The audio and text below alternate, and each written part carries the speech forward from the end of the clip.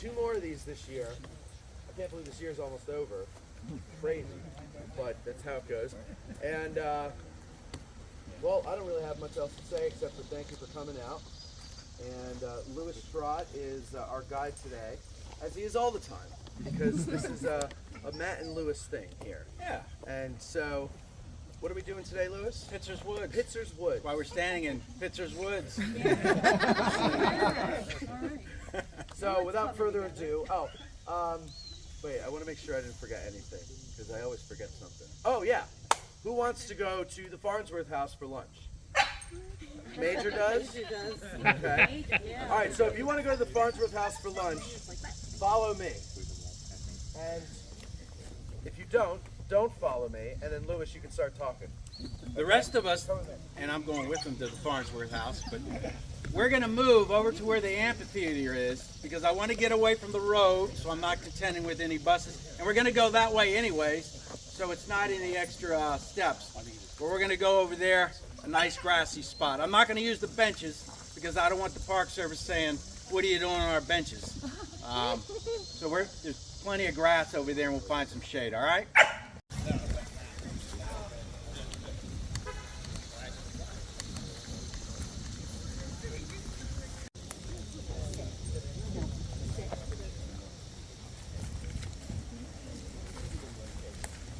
On this very lovely day, considering the heat and humidity we had this past week. I am Louis Trott, licensed Battlefield guide. How many of you, it's your first time on a Get Out of the Car tour? Wow, quite a few. So, as you can see, we're walking. This is what we do on our Get Out of the Car tour. In the words of the mighty Led Zeppelin, we venture the path that no one goes. Anybody know what song that's from? No Quarter. No Quarter. Very good, very good. I like that. I should have known that. You should have, but you didn't. I'm just messing with you. What we do with these tours, we get out and go to places you have to get yourself out of the car. If you just take a bus tour or what have you, you're not going to visit these places. So that's what we try to do with these tours. Go to places that are not necessarily as well known as Pickett's Charge or the Wheat Field or Little Round Top or what have you. And we do an in-depth dive into what happened in these particular places for about 2 hours. So, again, welcome everybody. It was a nice break in July. I sort of need the break. It affords me an opportunity to read a couple other books not related to Gettysburg, cleanse my Gettysburg palate. Now I'm back to reading Gettysburg stuff all the time as I finish out my year. So it was good. A few of y'all seen me out here on bike tours or car tours through the month of July and waved at me, and I very, very much appreciate that. It's nice to know that you care enough about me to yell Louis while I'm tooling along on the battlefield with another group, and it makes me look important in their eyes, so I appreciate it. So I just stop what I'm doing and I start waving like Forrest Gump at people that go by and stuff like that. So it's fun. So with that, today we are doing the reconnaissance in Pitzer's Woods. I picked this tour today, and I picked it last year during the season. I knew this was the first one I came up for this season, and this is how far in advance I have to come up with these tours because Matt starts hounding me right about now. Hey, we need to start thinking about next year. Well, I've already got 3 tours for next year in my head, but it was in the summertime last year. I said, wouldn't it be cool if we did a tour around a bathroom? I've got porta potties over here. We can easily do this. But no, I would drive by, but most of the times I'm riding my bike. I'm taking a bike tour through here like I'll do tomorrow, and there's the little sign over there that takes you on a path back over there for Berdan sharpshooters into Pitzer's Woods. And it dawned on me that I never take anybody back there. I think in the last 3 years I've taken 1 car tour back there because I had time. Like, hey, what else y'all want to see? And we went back there, but I never take anybody back there. When I'm on a tour, we get down to this area. We're talking about July 2nd, the second day of battle, and I'm explaining in the reconnaissance that Samuel Johnson does for Lee. And by the time they get down here, we got Sickles out here at the peach orchard, and he's not supposed to be there. But why is he there? I give him reasons why Sickles says he's out there, but I never tell them about what happens between that movement out there and the beginning of that day in the morning. There's a reason Sickles moves out there. And this is not a Sickles tour. I wouldn't give you a Sickles tour. Jim Hessler would give you a Sickles tour. I can't compete with Jim Hessler. He's much smarter than I am. He's more accomplished than I am. So I wouldn't try to do something that's substandard compared to Jim Hessler. So if you want that tour, please contact him and tell him I sent you, because I admire what he does. But there is a reason Sickles moves out, and this is part of the reason. Not the full reason. The other half of the reason is Sickles is nervous Nelly, and he's got ants in his pants, and he plays games over there with George Meade, who he doesn't like. But the other part of the equation is what we'll talk about today, and that is this reconnaissance into these woods. So, today we're talking about the sharpshooters and the 3rd Maine. A lot of people, when they talk about the reconnaissance into Pitzer's woods, they talk about the sharpshooters. They forget that there's an infantry regiment that comes over here with them, the 3rd Maine. And they suffer more casualties than the sharpshooters do. And we'll get into that as we move along. So, to set the stage for this, and again, any questions you have during this, feel free to ask. I enjoy questions. If I don't know it, like I always tell you, I'm going to make up something that makes me sound smart. But no, I will tell you I don't know. And afterwards, if you want my business card, feel free to ask me for that. And you can email me the question you had if I don't answer it. If I answer something that's not quite as satisfactory to you, we can correspond and get the right answer to you. But I encourage questions. We're not walking very far. We're walking through here, over there on the other side of these woods where there's a little cul-de-sac where the monuments are, and that's about it. So this is a short walk. Next month, I'll talk about the end, is a short walk. October is a mile walk. We're going to walk across Pickett's Charge, following one of the brigades under Pickett. So it should be cool enough to do that. It would have been cool enough today, but we don't know that when we plan these out. So, to set the stage for all this, July 2nd, the morning of July 2nd, Meade is here. Meade arrives about midnight on the 1st, going into the 2nd. He asked, as we know because of the movie, is this a good place to fight? They say it is. Dark as hell out there. You know, we know it's dark. And then he rides around on his horse over there on Cemetery Ridge. He's trying to figure out where he's going to place his corps as they move up. He's ordered the entire corps to Gettysburg. This is where he's going to make his fight that had already started. And so part of that is when Sickles' corps moves up, he tells Sickles' corps to take the place of General John Geary's division, which is over on the northern slopes of Little Round Top. So Sickles' corps is moving in. Some of them are going to move in late at night. It's dark. And early morning, July 2nd, Geary's division is going to leave the northern slopes of Little Round Top and head over to the Culp's Hill area where they're going to set up. And so they depart. So when Sickles gets the word, replace Geary's division's gone. And Sickles says, I really don't know where they were at, and they didn't seem to have a formal line. I'm paraphrasing. But so there's already confusion in Sickles' mind. And Sickles' entire corps is not here yet on the morning of July 2nd. He's left a couple brigades down in Emmitsburg because he was told to leave a force down there to guard the supplies and stuff they have down at Emmitsburg. And so Sickles says, I don't really know where they're at. Can you give me clarification? He's sending messages back and forth to Meade. And eventually he's going to order these other 2 brigades up, Trobram and Burley, not to be confused with Burney. I wish they'd have different, vastly different names and make it easier. So he's ordered these 2 brigades up.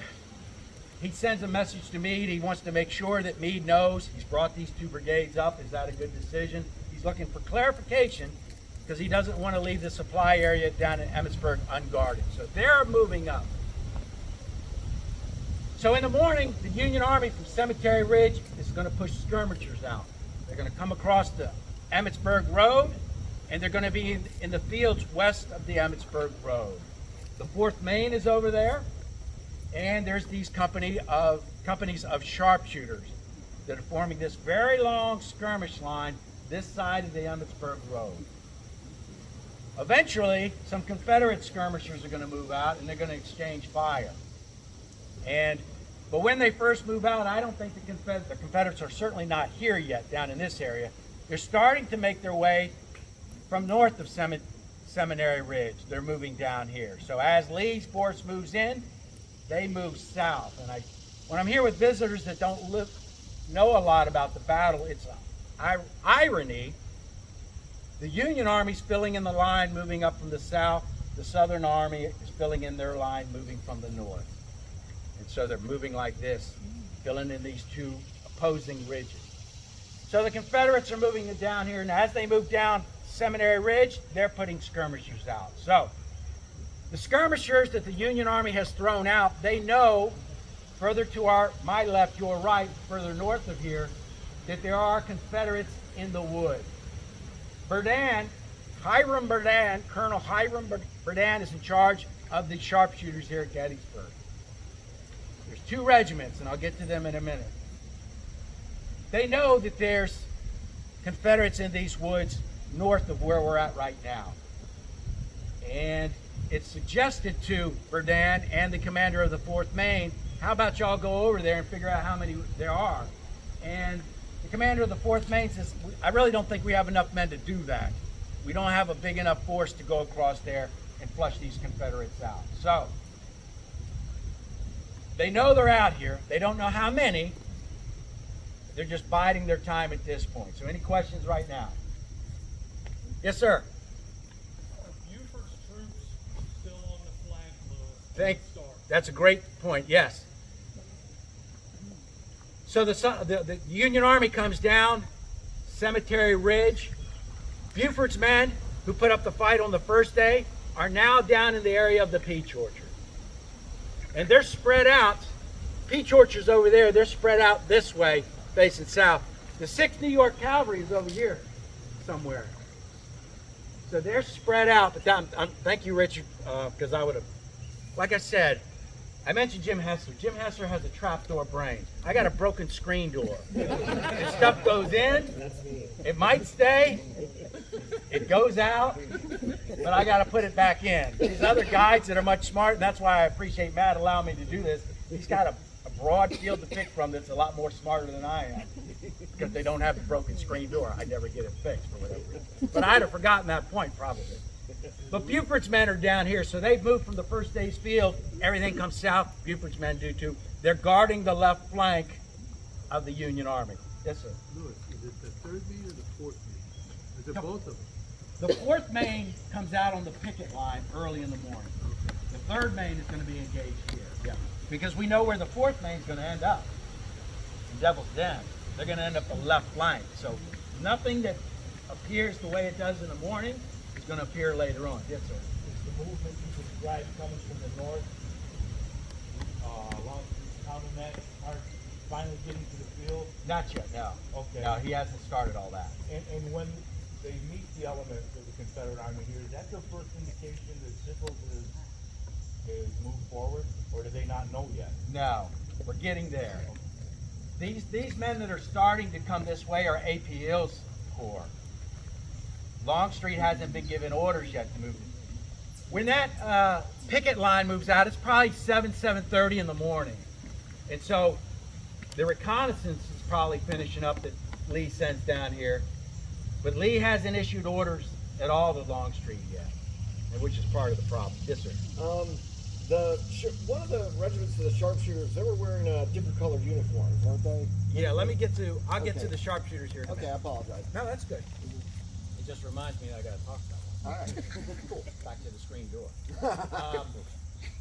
So we got a picket line out there, Union picket line, west of Emmitsburg Road. We've got Buford's cavalry down here guarding the left flank. About 10 o'clock in the morning of July 2nd, Sickles is still confused about where he's supposed to put his corps. His corps is supposed to be, according to what Meade wants it to be, where the present-day Pennsylvania monument is, that approximate location, that's supposed to be his approximate right flank, and his left flank is supposed to be on Little Round Top, where there is already a 4-man signal station that was set up the previous night. So there's 4 men already up there. That's where his line is supposed to be. In between the Pennsylvania Monument and Little Round Top, you find the lower parts of Cemetery Ridge. It's marshy. Thank God the beavers aren't there, because there'd be a lake there too. But Plum Run runs up through there. It's very marshy. There is a wood lot there just south of the George Weichert farm that blocks the view. It's not very good for any artillery. There are no good artillery spots in that area.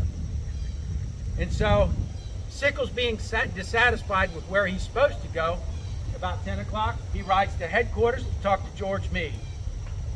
And he's trying to figure out what to do. He's asking Meade questions about this, and Meade's very busy. Meade is thinking about doing his own attack over there off of Culp's Hill. He's got, reconnaissance out there trying to check that out. They come back and tell him that's not a good idea, thankfully. But Sickles sort of thinks he's probably getting the brush off. He says, well, can you send Gouverneur Warren down here, Brigadier General Gouverneur Warren, the engineer on Meade's staff, to come help me figure out how I'm going to place my line? Meade says, no, he's busy. Well, how about Henry Hunt? Brigadier General Henry Hunt, he's in charge of the Union artillery here at Gettysburg. He says, all right, you can take old Henry with you. So Henry Hunt, artillery commander, comes down to the area of the peach orchard with Sickles. Henry Hunt's looking around and saying, this is pretty good if you put artillery here. Sickles says, do you think this is a good place to move out to? Henry Hunt, and I'm paraphrasing everything. Hunt says, yeah, but I don't think you've got enough men to hold it. If you had another corps down here with you, you could probably hold it. So he's telling Sickles, for artillery, this is a good platform, certainly better than where Sickles was supposed to be. And if you brought in another corps down here to support you, you could probably hold on. But at no time does he say, yeah, you should move your man out here. This looks like a good idea with just what you have. So Sickles sort of says, well, can I move out here? And Hunt, the good old artillery chief, says, I'm not the one to tell you that. I'm not in charge of this. You asked me if this is a good place for certain things. I said, yeah, but I'm not the one that can authorize this move out here. Just like when Sickles sends word to me, hey, I'm pulling these brigades from Emmitsburg. Is that all right with you? And he gets confirmation. He's now seeking confirmation to move his corps out to the Emmitsburg Road from one of Meade's staff officer, and that staff officer doesn't give him the okay because he doesn't have the authority to do so. He's an artillery guy. As an old artillery guy, we're not the smartest people in the world. And so we know what our good artillery spots look like, but as far as the infantry fight, that's not our game. So Sickles is still dissatisfied. About 10:30, and this is the other big event that happens that causes these other dominoes to fall, Buford's cavalry is sent away. They need, because of the action on the 1st, and they've been riding hard with this campaign, they need to be sent away to refit and resupply. So that unit that's on the left end of Sickles now is gone. His left end is sort of open. Buford's cavalrymen were supposed to be replaced with other cavalrymen. And that's the order that Meade gives to General Pleasanton, the commander of the Union cavalry here. Pleasanton, for whatever reason, he's sort of in the same bag with Sickles and some others. He doesn't follow orders too well all the time, and he doesn't understand orders all the time. He doesn't replace them like they should have been. So there's no cavalry guarding the Union flank down here south of South Cemetery Ridge. It's not until about 1:30, 1:45 that Pleasanton finally says, all right, we need some cavalry over here. By then it's too late. And so that cavalry's gone. Sickles is a little more nervous because he doesn't know what's on his left flank. Now, everybody with me so far? So, it's about this time when the cavalry departs the area that the idea pops up to send some men across the road and figure out how many and where they're at, Confederates in these woods, over here to my left. Sickles is going to go to his division commander Birney and say, we need to send some reconnaissance over here. General Birney, one of Sickles' division commanders, is going to get the 3rd Maine, and he's going to get 4 companies of Hiram Verdun sharpshooters. And to make sure that they're well led, he's going to tell Verdun, you go with them. And I'll send a staff officer with you, and y'all come on over here and figure out what's going on. So that leads me to the sharpshooters, your question. The sharpshooters are very unique. The idea comes up early in the war to form this special corps of sharpshooters. These are not just backwoods men who are shooting squirrels on a daily basis so they can shoot. These are men who have to go through a certain process to show their marksmanship skill to become one of these sharpshooters, formal sharpshooters. The idea is conceived by this fellow named Hiram Verdun. He has no military training whatsoever. Sound like a corps commander we're talking about too? Oh, yeah. No, I'm not. I was going to say on some level he's a little worse, but I can't make that claim. I won't make that claim. So Verdun comes up with this idea early in the war to form a sharpshooter corps. He wants a lot of them. Verdun has no military training. Verdun is an inventor. And Verdun has gotten very rich off various inventions before the war. So he's got a ton of money. I mean, I think in today's terms, he would own Amazon and make whoever owns Amazon look silly. I don't want to remember his name. It doesn't have anything to do with here. But that shows you how rich he was back then. A lot of money. But it's off of invention. What Verdun can do, though, Verdun can shoot. He is a marksman himself. He's entered these shooting contests, and he can win these shooting contests. So he's not somebody just with an idea, hey, I'd like these men to be able to do this, and he can't do that himself. He can shoot. And a lot of the inventions he comes up with were for modern-day rifles, a bullet, a certain type of bullet, and other various inventions of that nature. But he has no military training. He wants to be in charge of these sharpshooters. They start calling him Colonel Verdun. To me, his history from this point is a little muddy. I don't know when he formally becomes a full colonel. But from the get-go, they call him Colonel Verdun. And before I forget, at a certain point in the war, until later in life, he tries to become a brigadier general, and it takes a long time post-war to ever get that rank. He has no military training, so he's always advocated for himself to get this rank, to give him sort of, what's the word, authenticity, for lack of a better word. So Verdun has this idea. The government sort of agrees with it. They're, all right, yeah, we'll see what we can do. So they start recruiting. And the problem with recruiting for the sharpshooters are you have to go through a process. It's just not John Doe working at the store. We need troops. He feels patriotic and he signs up and we'll train you what to do. When the sharpshooters come on board, they have to go through a test. And the test is to hit a target at 200 yards and be within 5 inches of the bullseye. 10 shots. Now, when they do that test, they bring their own target rifle with them. So they're bringing their own rifle. There's a scope on a target rifle. These rifles are rather heavy. You don't want to march around out here with them. But they're used to shooting with these type rifles.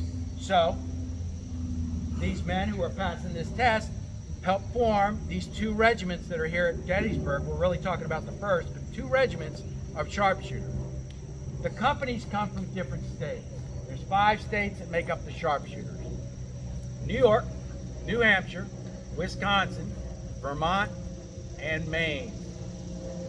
Minnesota raises a company of sharpshooters. Company L.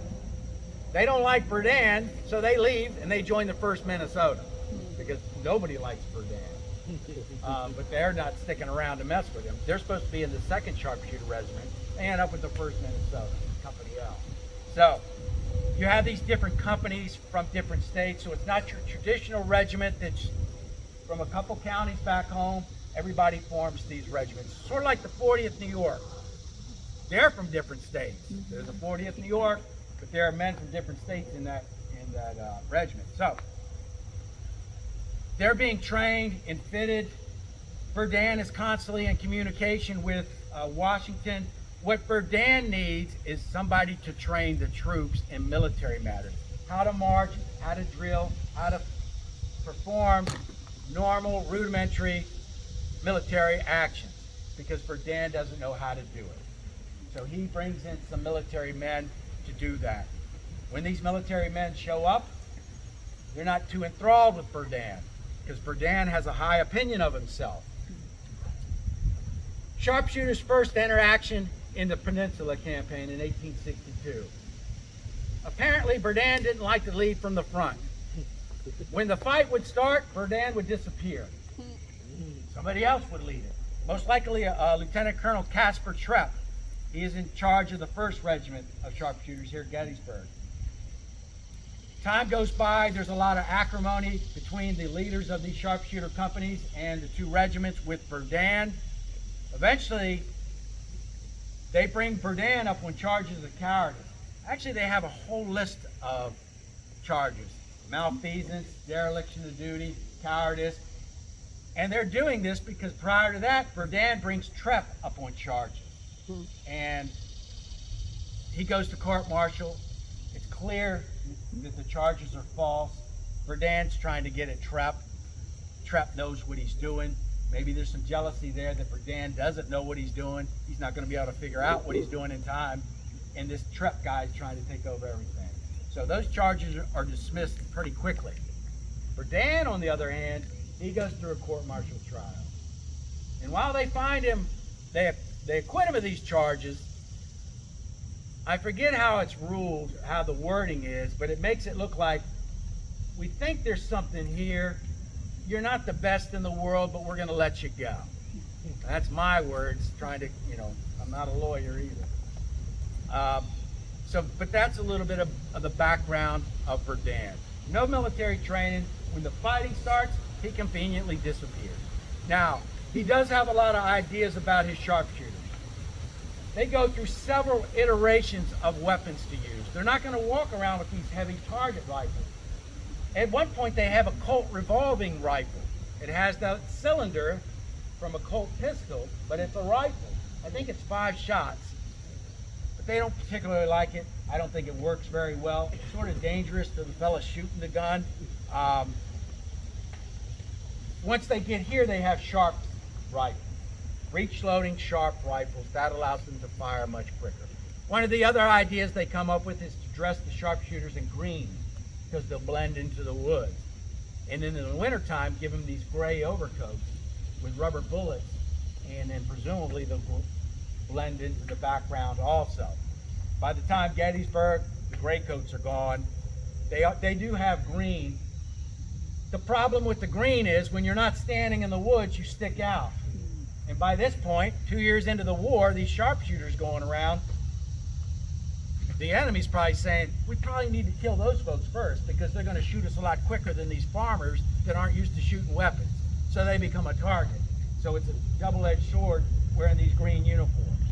So that's a little bit about the sharpshooters. Yes? The term sharpshooter comes from the rifle, or is it They can shoot sharply. Yeah, I think it does come from the term, from the Sharps rifle and the Sharps, but I'm not 100% on that. I have to look that up, but I think I have heard that. It's a great question. I should have looked at that. So much goes through my mind for these tours. My girlfriend, my lovely Ashley here, I love dearly, she told me this week, you get extra grumpy the week leading up to these tours. And I said, no, I don't. I sit on the couch and go through my stuff, and I don't bother anybody. She says, now you're extra grumpy, I can tell. So I got a lot of stuff trying to put together, and then I always miss something. Just like I got a ton of stuff in this book that I'm not going to get through. Going home, I'm going to feel grumpy because I didn't get through everything. So, questions? Other questions, though? We got time today because we're only walking over there, so we're doing good. Yes, sir. I think Verdun might have intentionally or unintentionally patterned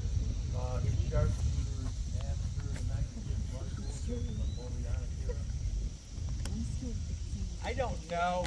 I think that the fact that he could shoot himself, he's a marksman himself. I think the idea probably comes in his head, hey, if we get a bunch of us guys together, we could be effective. And I could be in charge of it. So I'm not sure if he knew about all that or not. He does know about these other armies. He's inventing certain weapons that other European armies are going to use too. That's how formidable his inventions are. So whether that's how the idea is framed, part of me thinks though mostly it's about glory. This is his thing. He's either inventing stuff or he can shoot really well. He get a bunch of these guys that can shoot very well, and I'm naturally the guy to lead them, and I can get some military glory. How did he get assigned to the army that the group is raised? Well, he's petitioning Lincoln and stuff, and once they get formed, they're attached to McClellan, and they get integrated in there. Yeah. Like I said, they start the combat down on the peninsula, and they. Yes. Are his troops coming from the ranks of existing units, or are they being brought in from the outside? They're being brought in for the outside because he starts recruiting in the summer of 1861. And that's a great question that leads me to something that, before I forget at the end. There's a problem then with these companies. When they suffer attrition, it's not a matter of going back home and just getting Joe Smith from the blacksmith shop. We need you now, or there's a draft. There's a qualification to be in these sharpshooters. So towards the end of the war, however many are there are still sort of together, but they've been spread out. They lose their identity at the end of the war because you just can't go back home and get an able-bodied man to fill the ranks. But they're being recruited in the summer of 1861 into the fall, and existing ranks have already been formed. Some have already mustered out 3 months men. But these men have to go through that process to qualify to be a sharpshooter. And that changes the dynamic and makes them, they have a shelf life because you just can't fill them with normal folks. Are they more desirable to be in? Something that allows them to recruit better? Point of pride, I think. Point of pride. Verdun probably sells it as, we're elite. And they do think of themselves as elite. They have better rifles. They got these, I know the Zouaves have unique uniforms, but they got these special uniforms, the green. It's just, as an old Army guy, I know what it's like. When I got my jump wings, I thought I was something.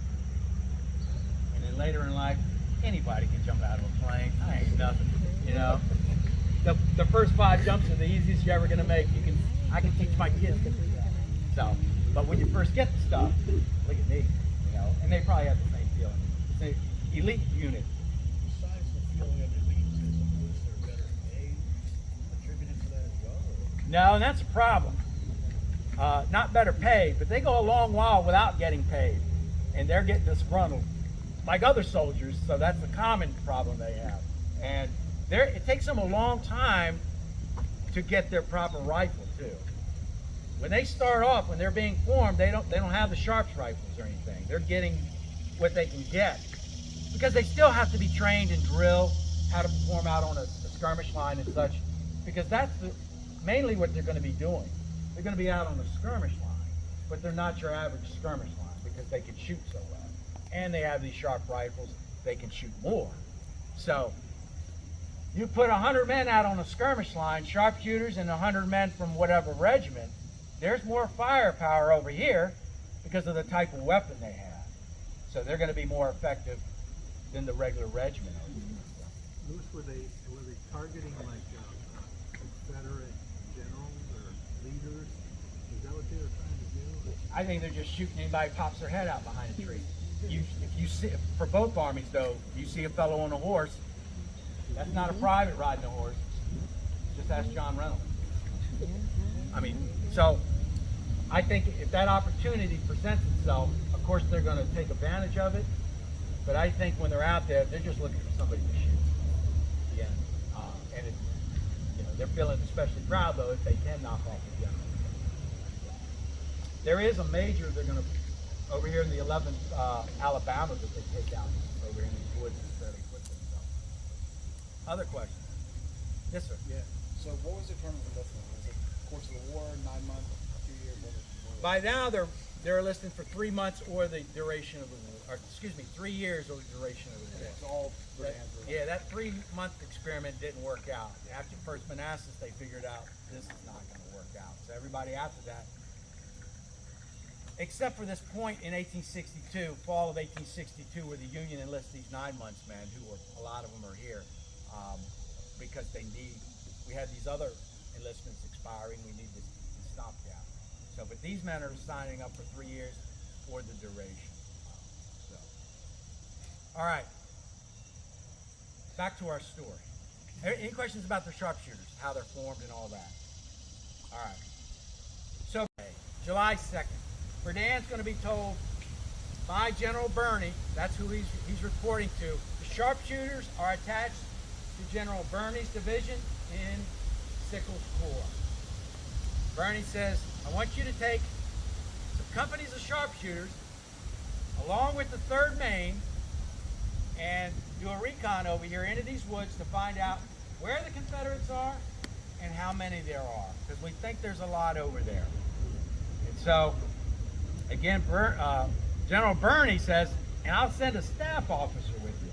I had to write his name down so I don't forget it because it's not well known. Captain Joseph Briscoe.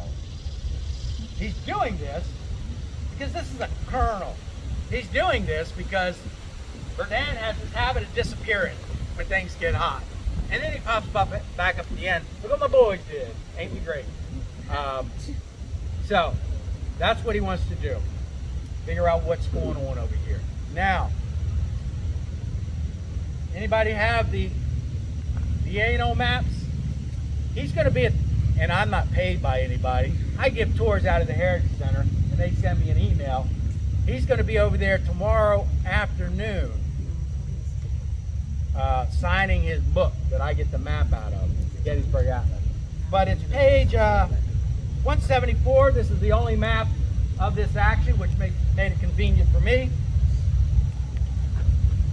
So Berdan is in charge of this little expedition. He's going to take Company D, Company E, Company F, and Company I with him, along with the 3rd Maine. Sharpshooters have about 100 men they're going to come over here with. 3rd Maine has a little over 200 men.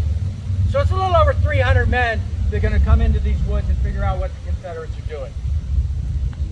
I moved over here so we wouldn't be affected by buses and the motorcycle gang shows up.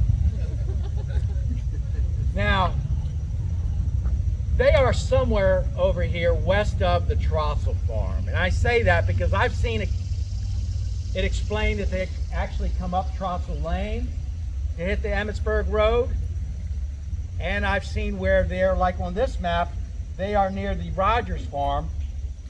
And they move from the Rogers farm down to the Emmitsburg Road and head south. Along the way, either way, they're on the Emmitsburg Road. Along the way, they pick up the 3rd Maine. If you're a Confederate, not in these woods, but woods over here further to the north to my left, you look out there, you can see this group of men walking down the Emmitsburg Road. So there's no, and that, to me, that shows Berdan's lack of military training. There's no effort to hide what they're doing. They're coming down the road, and they hang a right on the Millerstown Road up here at the Peach Orchard, which is, when Sickles' last 2 brigades show up, they're coming up the Emmitsburg Road, they hang a right and head down the Wheatfield Road. So Sickles is very familiar with that area already.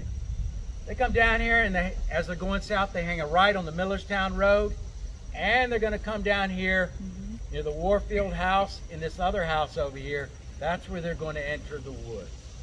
And you can see that on this map. Now, the sharpshooters are in front. 3rd Maine is backing them up. Now, again, I'm going to pause this. I am a licensed battlefield guide. I had to go through a lot of stuff to get my license. Very proud of it. I know who I am, though. I'm not the smartest guy. I've never written any books. One of the stalwart books of this battle, there's 3 of them, is Harry Fann's. Everybody know who I'm talking about. He wrote one specifically on July 2nd. It's one of the first books I got once I started this journey. He says in his book, when Berdan and the 3rd Maine are making this journey over here, they travel south down the Emmitsburg Road to the Philip Snyder house. They turn west into Bisector's Wood. Everybody know where that Snyder house is? If you take West Confederate down there, right as it runs into the Emmitsburg Road, that farm is the Philip Snyder. Kershaw's rightmost regiment is down there later on July 2nd, where they launched their assault from. I don't think that's right. I'm not trying to make myself smarter than that, but based on what I've read in the OR and what I've seen, I think that's a misprint or a misstatement. I don't think they go that far to the Philip Snyder. Now, I spent a lot of time trying to figure out what the name of this farm is across the street from the Warfield house, James Warfield. Everybody know what I'm talking about? The newly renovated stone house over there, owned by James Warfield. There's a couple of houses right across the road. If you look at the Warren map made after the battle, it says Snyder, but it doesn't have a first initial. And then if you look at the bottom of that, you see Philip Snyder's farm down there where West Confederate crosses the Emmitsburg Road. I don't think they go that far. And that's based on the OR. I think they come down the Millerstown Road. So I'm saying all that to say, I think there's a mistake in Mr. Fahn's book, but I'm not standing here saying I know a lot more. He's forgotten a lot more than I'll ever know, period. So when you read that book, it's going to contradict what I'm about to tell you now. So they come down the Millerstown Road, and they get into this area way over here, and then they start coming this way. Now, again, there's a signal station on Little Round Top. They start their movement probably around 11:30, the sharpshooters in the 3rd Maine to move over here. This action we'll talk about in the woods happens about midday, noon. Doesn't last very long either. Here's a report from the ORs.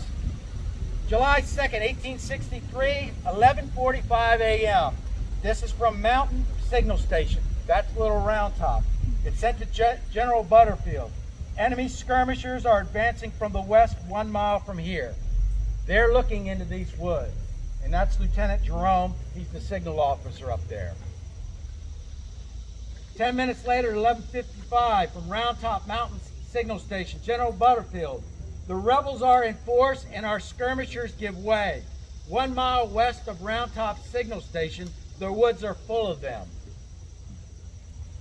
Now we've got the skirmishers that are out here west of the Emmitsburg Road. They're skirmishing, but they're not giving way. I think he's reporting the Union force that's in here, and about now they're getting knocked back. He's watching them. Jerome's watching him from Little Round Top. And again, this is a modern day problem. You look at the woods, you can't see very far because all the undergrowth has grown up. They're not growing crops in these woods. The farmers would let loose their animals. Their animals would walk around, eat up all that, and you could see a lot more like you can on modern day Culp's Hill. So what I would like to do is everybody with dogs, let their dogs loose in the woods, and before we walk over there, they can tromp down so we can see more. So, give them some work. Let me read this, because it's later on in the story, but let me read it now before I forget. This is from, again, Little Round Top Signal Station. This is at 1:30 p.m. Berdan and the 3rd Maine are no longer in these woods. They've gone back. General Butterfield, a heavy column of enemy's infantry, about 10,000 strong, is moving from opposite our extreme left toward our extreme right. You know what he's talking about? He's talking about Longstreet's countermarch. So this is it.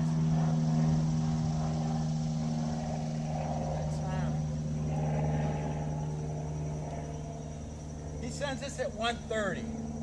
That's when Longstreet, they come up on that hill, the lead elements see the signal station, they can be seen, so they do this counter march off, and now they're moving that way. This confuses the Union folks over there because they think maybe they're going around to bolster what's over there in front of Colts Hill, or maybe they're retreating. Anyway, 1:30, that's when the counter march starts. Everybody with me? There's a point to all this. So, all right. Bless you. Here is the OR from Major General David Birney. August 7th, 1863. At 12 midday, believing from the constant fire of the enemy that a movement was being made toward the left, I received permission from Major General Sickles to send 100 of Berdan sharpshooters with the 3rd Maine Regiment as support and field the enemy's right. I sent Captain J.C. Briscoe of my staff with the reconnaissance, which was under Colonel Berdan's command. They advanced from the Peach Orchard out the Millerstown Road and entered the woods in order to flank the enemy. The skirmishers of the enemy were driven in, but 3 columns of their forces were found marching to our left. The force sent by me was driven back by overwhelming numbers with a loss of about 60 killed and wounded. It's actually, that's close. Communicating this important information to Major General Sickles, I was ordered by that officer to change my front and meet the attack. What does that mean? Sickles' men move out because of what they get out of these forts. Question. All right, we're going to move. So, for those of you who are either less inclined or you have difficulty with paths, you can go right down here where the porta potty is and follow that path. When you hit the road, hang a left and you're in the cul-de-sac. I want to take the rest of us down behind here on this little horse path. How many people have been back there before? Just a path, but it's on the field, and I like to go where usually people don't go. So the rest of us can go that way. It's very short. Questions, problems? All right. That's good. The winning lottery numbers? What? Let's see, the winning lottery numbers. Yeah. I don't play the lottery. Question. So that's problem number 1. Might as well just give my money to you if I'm going to play the lottery because I'm not going to win nothing. I'll take it. Well, Look at a paper bag in the back seat of the how many of you, it's your first time back here and see this area? So we got some, and that's part of the purpose of our tours, to get you in areas where. And I came down that path over there because there's a flank marker over there. How many of you have never seen that flank marker before? Yeah. If you want to come down here and wander around, come in the winter time. I did last winter. You can walk through the woods a lot better. You're not going to get eaten up by bugs. So, one of those things. Less brush, you can see everything. Yeah. So these are unique monuments. Where's? Yeah, it's blocked. That's the 3rd Maine. That's not their main, no pun intended, monument. It's back over there at the Peach Orchard where they do their main fight. But this monument over here is for all of the New York sharpshooters. All of the New York sharpshooters don't come over here, but that's their monument. And then this monument is for Company F, the Vermont sharpshooters. There's a company of Michiganders, is that how you say it? That are here. Their monument for all the Michigan men who are in sharpshooter companies is over in Little Round Top. And then you have, for the New Hampshire, because there's a company from New Hampshire here too, their monument is over on Cemetery Ridge.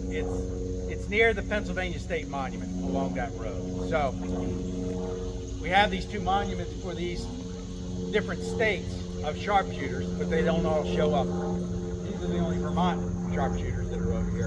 And then you got a couple companies of, there's 4 companies of New Yorkers in the 1st Regiment. This is for all of them, although only one company comes over here. All right, so they're moving in here. This is the official report from Colonel Moses Lakeman. He is the commander of the 3rd Maine. This is July 27, 1863. By order, I formed my regiment in line of battle parallel to and facing the Emmitsburg Road, on the right of the brigade at early morn. Soon after, by order of General Ward, I moved my regiment as as a support for a body of sharpshooters under the command of Colonel Berdan, to whom I was ordered to report by Captain Briscoe of General Birney's staff. Advancing to and for some distance on the Emmitsburg Road, I approached a dense wood on the west side of the road, and on entering it, formed my regiment as ordered to support the advancing line of skirmishers, and followed at supporting distance. They soon, however, became hotly engaged, and by order of Colonel Berdan, I advanced double quick to the line they occupied and instantly formed my regiment under heavy fire from the enemy, which we returned with a good will. Can't read today. Here I labored under a decided disadvantage, which will account for my heavy loss. The regiment from Maine is going to sustain a lot more casualties than the sharpshooters are. So they move over here, sharpshooters are in front, Maine is supporting. Cadmus Wilcox's brigade of Alabamians is moving in this direction. The Park Service Road is right over there, and if you follow the road north, you're going the wrong way. Turn around. But if you go north, these woods end, and on your left then, it opens up. And then as you go forth, we actually got a car. We'll have to... This is something I didn't think about, and nor did I expect. I guarantee you, if we weren't here, the car wouldn't be here. Yeah. So, that area to the left then opens up. And there's a patch of woods over there. It's further to the left, but you got this big open field. And as you go forward, go north, you'll see more woods. Those are Spangler's woods that you're seeing, because Henry Spangler's farm is right there. And so those woods end. Over here to the left, there's a new patch of woods that comes down here and it spreads out. These are Pitzer's woods. Again, they're named after whoever owned the land. Yes, sir. So when you said the sharpshooters were here, were they in like kind of a heavy skirmish line? Were they fighting in line battle, or how were they fighting? According to some of the men from Maine, they're behind all these trees. Okay. Because when the Maine guy shows up, the fellas in their regiment that wrote about this afterwards say they're out in the open because all the sharpshooters are standing behind the trees. That leads me to believe, if that's true, they're not in a formal line, even though we have flank markers. Flank markers are always an estimate. A lot of the times, you got to take into account they're there because that's where the road is. So they might be in the road, that's where they fought. So these are an estimate. I don't think they're in a formal line. They probably are crouching behind some of the trees back here because they can see and shoot, and they got protection. They don't suffer that many casualties. Whereas the 3rd Maine suffer close to a quarter of their force. So that's a lot for this little 20-minute skirmish thing, because they're out in the open. So the men from Alabama are moving down here. They're coming through, coming down Seminary Ridge. The 11th Alabama is originally in the lead. The 11th is coming down this way. They're moving down, and then they turn, and they're going to face east. They're facing the Union Army over there. When they do that, they're presenting their right flank to these sharpshooters in the 3rd Maine that are in these woods. They don't necessarily know that they're in the woods here at this point. So they move out into that open ground that's right over there that we can't see. That's why if you come in the wintertime, you can see it because the leaves are gone. But they move over to that open area. The sharpshooters, along with the 3rd Maine supporting, are going to open up on them and tear into them. That's where there's a major over there on a horse. He gets shot. I think he gets killed. But because of that, they realize they're in the wrong spot. The 11th is going to pull back, and then the 8th Alabama and the 10th Alabama are going to move down here and face this line of Union men in these woods. And let's see where we're at now. This is the official report from Cadmus Wilcox. Have you ever seen a picture of him? No. I should have printed one out. He looks a little cross-eyed. Have you ever seen the movie Shane with Alan Ladd? Great movie. There's this little kid, poor little kid. That's who Cadmus Wilcox looks like as a grown adult, because he's got these little beady eyes. One's not quite going in the right direction, and that's how this little kid in Shane. So if you ever watch Shane, That's Cadmus Wilcox when he was a little kid. Yeah, the cross-eyed lion.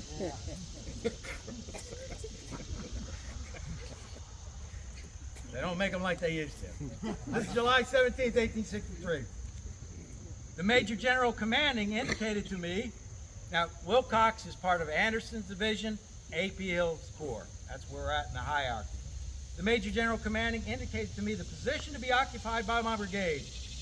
The right of my line, as thus directed, was thrown forward, resting against the heavy and thick woods, and ran thence back obliquely to the rear across an open field, terminating at a stone fence 100 yards from the right of Perry's brigade.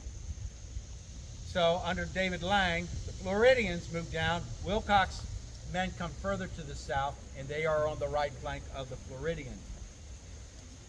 The ground occupied by the left of my line being lower than my right and ascending slightly in a latter direction.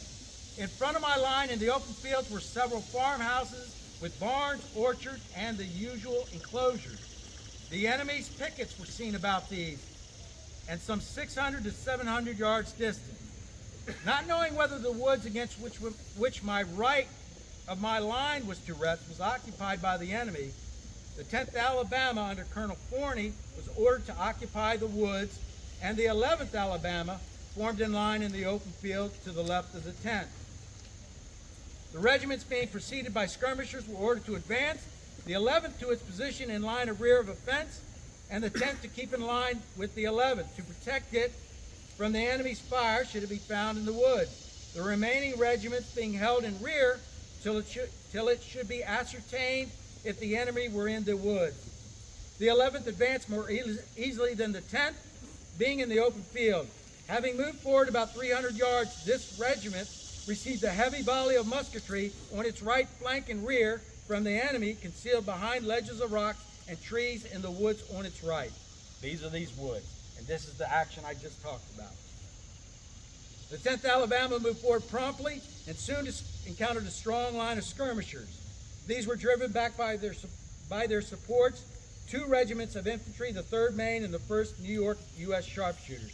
It's interesting to me that on July 17th, he knows exactly who he was fighting in these woods. It's just not like some Yankees. Some damn Yankees were in the woods. He knows it's the 1st Sharpshooters and it's the 3rd Maine. A spirited musketry fight ensued between the 10th Alabama and these 2 Federal regiments. Having continued for some 15 or 20 minutes, Colonel Forney gave the command to charge and led his regiment in person. This broke the enemy's line, and they fled precipitously from the woods, leaving 20 or 25 dead and twice that number wounded and prisoners. So, again, it only lasts about 20 to 25 minutes. When one of the previous writers talked about 3 strong columns coming down here, it must be the 3 regiments. As we'll see, today's tour is 2 parts fact, 1 part historical fiction. When we get to the historical fiction part of the presentation, you'll see that the whole Confederate Army was in the woods facing the sharpshooters in the 3rd Maine. They stopped the whole Confederate Army from moving down here and destroying the Union Army over there. So we'll get there. This is from another Confederate. This is from Confederate Veteran, Volume 17, published in 1909. Let's see. Judge George Clark. At this point, he was living in Waco, and I believe he was in the 11th Alabama. About sunrise the next morning, July 2nd, the brigade formed line and moved to the left and east, and on reaching the proper point, fronted and began to move forward in line to the position assigned us for battle. The 11th Alabama occupied the left of the line, and after moving forward a short distance, entered a valley and an open wheat field, and when about halfway across the field, were fired into by a brigade of Federal sharpshooters in the woods on our right, which produced some confusion and a retreat back to the fence so as to escape the fire from the rear.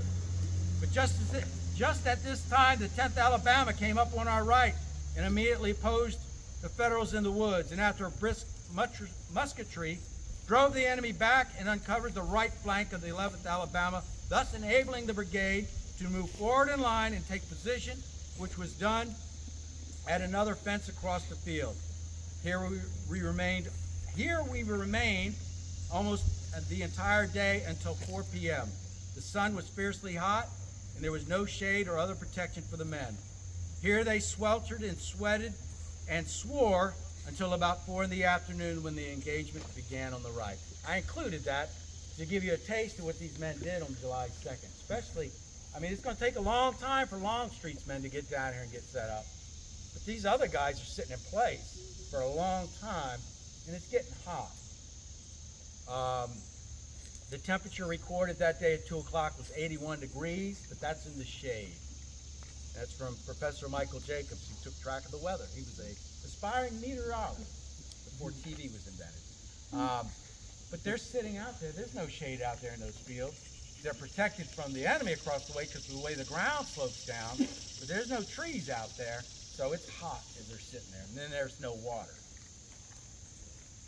This is from Colonel Hillary Hebert, History of the 8th Alabama Volunteer Regiment. This actually comes from the Alabama Historical Quarterly, dated 1977. And this has nothing to do with this fight, but I like these little human interest stories that occur as the two armies are making their way here. He wrote, Sam Orr, one of our wagoneers during the winter that was gone, had brought with him from home, where he had gone on furlough, to the deathbed of his wife, his little son, about 11 years old, also called Sam. So Sam Orr, traveling with the 8th Alabama, has his son traveling up here with him. There was nothing for it but to let the little fella stay with his father, and the gamin was now the pet of the regiment and full of mischief. One day as we were marching along through the Dutch part of Pennsylvania with its well-filled barns, fat cattle, and wide rolling stretches of such wheat as most of us have never seen, a fat old lady whose house was comfortably ensconced a few yards back in a clump of trees was sweeping the road before her front gate. A high zigzag rail fence on either side made a lane, and in this lane close by the old lady was a large Shanghai rooster, which little Samp, not having a fear of General Lee's orders before his eyes, attempted to capture. Samp ran for the rooster, and the old lady ran for Samp. And as the three scampered, one after the other along the line of the regiment, the old lady with her uplifted brush broom in hand, the men shouted, "Go it, Samp! Go it, rooster! Go it, old lady!" And so finally, the clumsy old Shanghai, finding that Samp was gaining on him, attempted to escape through a crack in the fence. The crack was not big enough. The rooster struck at it, and Samp was just in the act of scooping up to seize his prey when the old lady uplifted brush broom came down on Samp right where the bend was. I think his rear end. Down went Samp. The old lady was the victor, her property was saved, and loud were the cheers that went up from the regiment in praise of the gallant old woman, whose flushed face, as she gazed defiantly in the faces of the Rebs, seemed to indicate that she did not appreciate having to fight for her rights on her own soil. Here's another little incident as they're moving up. About the same time, a lady, fair and fat, sat in a fine attitude upon her doorstep as the Confederates are moving up, with a bright little Union flag pinned on her bosom. "Madam," said Martin Riley of Company F, "you had better be particular how you flaunt that flag. These boys are in the habit of storming breastworks wherever they see that flag." You got any kids? PG-13 here. PG-13. Family show. All right, back to the matter at hand. He writes, on the morning of July 2nd, about 7 a.m., the brigade was moving to the right flank below the crest of a ridge that was to our left between us and the enemy. This is to avoid being seen as we were taking our position in the intended line of battle. The 10th Alabama was in the front, the 11th next, and then the 8th. The 10th was sharply attacked by Colonel Berdan's battalion of sharpshooters and the 2nd Maine Regiment from behind a rock fence. When the attack was made on the 10th, the 11th was moving diagonally across the field to take its intended position on the left of the 10th. While it was thus moving into the line, into its right flank, which was pointing towards the stone wall, there came a volley from behind the rock wall. This sudden attack upon its flank caused the 11th to fall back. At this time, the 8th was behind the 11th, was moving by right flank to a point still further on to the left, where we were to take position. When the firing began, we halted, forming a line parallel to the rock fence. The 10th Alabama, in the meantime, had stood its ground on the right and was gallantly driving the enemy back. As soon as the unmasked by the 11th, the 8th advanced upon the enemy and drove them from the wall. This rock wall or fence was at right angles with the enemy's main line of battle on the heights, and now the 8th on our left flank pointed rectangularly to the line occupied by the enemy's main body. We laid by that rock fence awaiting orders until late in the afternoon. So that's some of the Confederate accounts. This is from the history of the 3rd. Now this is from Maine at Gettysburg, the report of the Maine commissioners about all the Maine monuments that are on the field. This was printed in 1898. Doesn't give an author.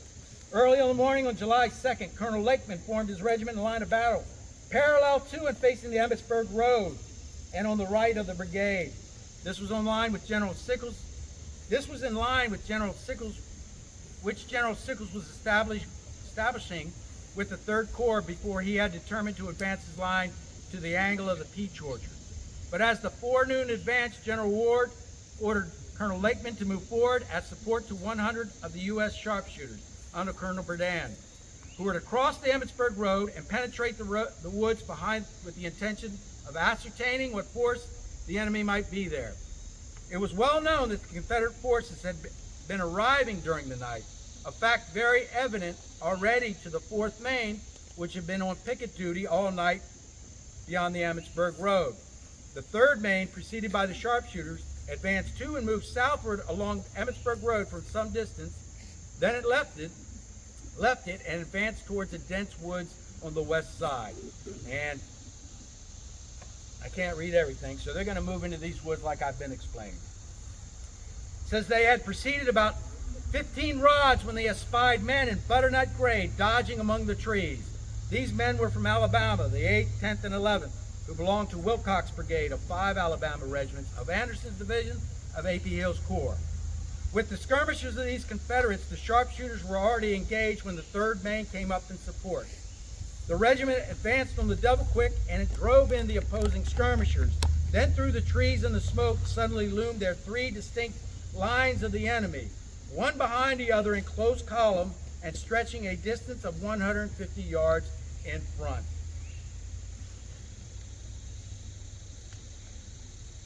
The advance of this overwhelming force, the 3rd Maine met with an audacity and firmness in keeping with its reputation as one of the hardest fighting regiments in the Army of the Potomac. We felt, one of the survivors of the day said, that the life of the nation was at stake, and every man in the ranks was conscious of personal responsibility. The combatants were in plain sight of each other, probably not over 300 yards apart.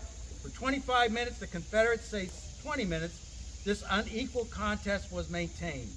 At the end of the 25 minutes, the bugle sounded the retreat. In this short time, the regiment sustained a loss of 48 men killed, wounded, and missing, over 30 of whom were captured.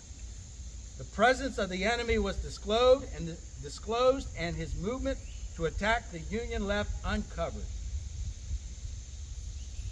Later on, they write, the Confederates ceased their fire on the edge of the woods, and the 3rd, going back over the field, unmolested, took position in the Peach Orchard, where it was to be stationed in conformity with a new plan of battle which General Sickles was about to adopt.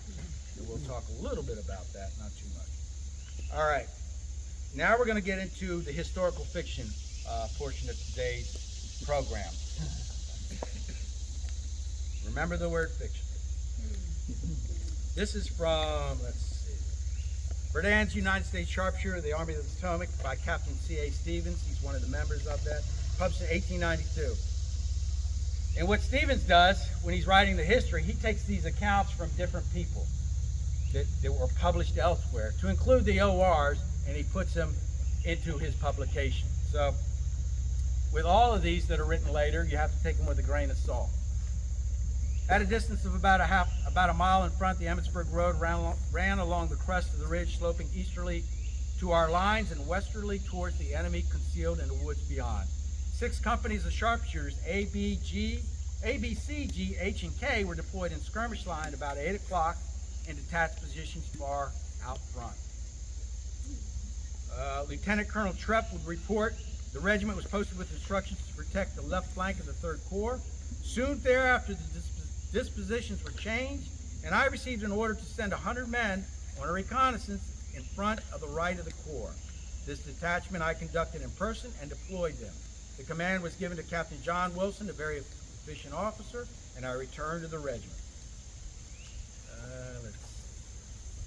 Moving down the Emmitsburg Road beyond the Union lines, the sharpshooters deployed through a peach orchard, northwesterly, past some farm buildings, toward a piece of woods through which they were to skirmish. That also tells, going back to where they actually leave the Emmitsburg Road, it says they go to a peach orchard and then they turn northwesterly. Now, if you're coming down the Millerstown Road, you're going west. Actually, you sort of turn to the southwest. But if you're at that peach orchard and you turn northwesterly, you're looking at these woods. Versus if you go all the way down to the Philip Snyder farm and look, you're looking at Bicycler's Woods, and you're a lot farther from this area than we are right now. So, let's see. As they come to the woods over here, they met a small boy who warned them of the vicinity of the rebels. To quote from Comrade Buchanan, referred to later, as we approached these buildings, a lad then living there, who had just returned from an errand to a neighbor's close by, and I think the buildings he's talking about are this other Snyder farm, and this is a Tim Smith question. Who owned the other farm across from James Warfield? And I didn't think to ask him. I was looking at maps trying to figure it out. Like I said, the Warren maps is Snyder. This doesn't give a first initial. But these are the buildings, I think, where they meet this boy at. So as we approach these buildings, a lad then living there, who had just returned from an errand to a neighbor's close by, seeing our handful of men about to attack a large force of rebels concealed here, whom he had seen but a little while before as he was returning to his father's house, remarked, almost with a sneer, in the hearing of several of us, "Look out, there are lots of Rebs in there in rows," pointing towards the woods. We ridiculed the boy's remark and discredited his statement, thinking that he knew nothing about war and was talking nonsense. It is now stated that the lad, young as he was, had been at Antietam the year before, witnessed a part of that battle, and was not consequently so unsophisticated as we thought him to be. How they know this kid was at Antietam, I have no idea. Maybe they had lunch with him after all this was over, when they were putting the monuments up. At any rate, the words were hardly out of his mouth before we advanced rapidly into the woods and were almost immediately briskly challenged and disputed by the rebel pickets. They soon struck the enemy skirmishers, driving them under a telling fire 300 yards when they suddenly ran onto 3 columns of infantry in rear of the woods on the west slope of Seminary Ridge at or near Pitzer's Run, who were making a move towards the Union left. It was a trying occasion for our men, but Colonel Berdan, riding in front of the line, quickly took in the situation, and knowing that time gained then was everything, dispatched Captain Briscoe to our generals, Birney and Sickles, a mile away, to warn them of the danger that threatened assault upon our left. He then ordered his men to advance firing when they attacked the enemy on flank, throwing them into confusion, pushing close up to them, and doing great execution with their reliable breech loaders, catching it hot meanwhile from the volleys received. The 3rd Maine now came into line and fought side by side with the sharpshooters. So the fellow that Berdan supposedly sends back is that aide of Birney's that was told to follow him and make sure he goes where he's supposed to.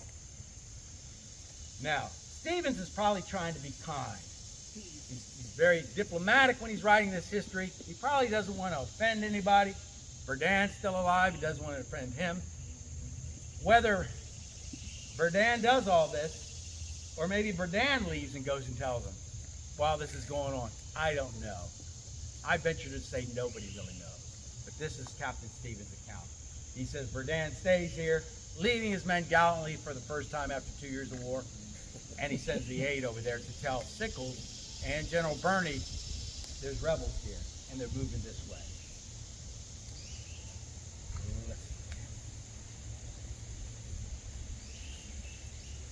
He continues, here's another instance of what might have been accomplished had Berdan's 2 regiments in their original strength been there. Historical fiction portion of the program. For if 300 men firing 10,000 rounds in 20 minutes, and that's what he claims are in the woods, and there's a little over 300 men, he claims they fired 10,000 rounds in 20 minutes, could stop a forward movement of 30,000 foes. He's claiming 30,000 foes come down here. He's claiming that Longstreet's men are down here.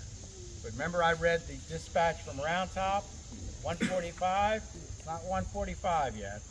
Longstreet's men haven't made it to the hill where they have to turn around and do the countermarch. But he said could stop a forward movement of 3,000 foes. It is reasonable to suppose that 1,800 sharp rifles would in all probability have broken them up to that extent as to have disarranged all their plans for the day and prevented the desperate assault that followed. The chances being that the sharpshooters in their command force would have virtually whipped them on their own ground. So if they had only sent all the sharpshooters over here, we wouldn't have Jeff Daniels on Little Round Top. I don't know how the movie would get by, but You sure McClellan didn't write that report? I don't know. Because he always overestimated its numbers. He does, and it's another story, but I think he gets short shrift. Yeah, I think he gets short shrift. So I'll just say that. Either way, he's a lot better than Pitzer. Yes. All the generals who went over the historic field at a meeting of ex-officers and soldiers 23 years after the battle declared that the spot where Colonel Berdan's command attacked Longstreet was the turning point of the war.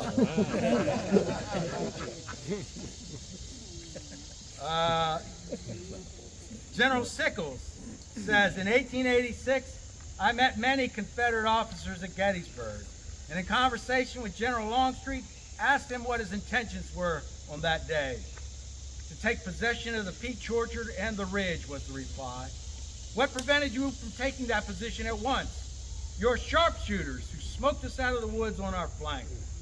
When I asked him what would have been the result of his possession on the Ridge and Peach Orchard without resistance, he said that the Confederates would have won the Battle of Gettysburg.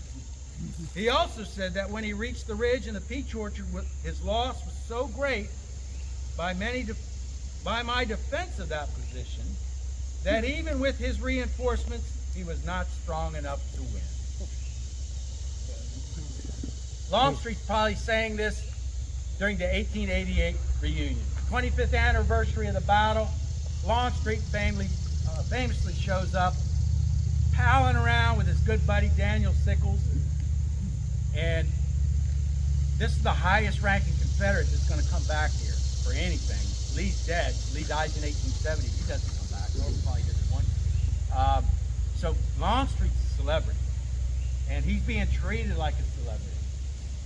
When he crosses the Mason-Dixon line going like we're going to go back home later on, they don't like him down there. They think he's a traitor to the cause because he becomes a Republican, friends with Grant. He moves on with his life, where half the population probably doesn't move on with their lives, and they're still bitter that they lost. Hence the lost cause. So he's up here, he's feeling good, and he starts telling stories. I like Longstreet a lot. I don't think Longstreet has anything to do with the loss here at Gettysburg. But when Longstreet comes back in 1888, he muddles the water as far as historical accuracy goes. He screws it up. At one point he says the 40 minutes of firing in this wood stopped his men and changed the battle. His men are here. They're not seen on the hill where they do the countermarch until 1:45, and I believe that report because if you go to, out of the ORs, my favorite volume is the third, that's where you get the, they're not reports written a few weeks later. They're time-stamped messages being sent on the field. We have that timestamp from Lieutenant Jerome at 1:45. Longstreet's men are headed that way because they're doing the countermarch. So whether he knows and he's just going along with all the celebrity status he's getting here at Gettysburg and he wants everybody to feel good and suddenly he's in love with General Sickles, or maybe he doesn't remember, and that could be. I went to Desert Storm in 1990. I remember going, I remember getting there, I remember coming back.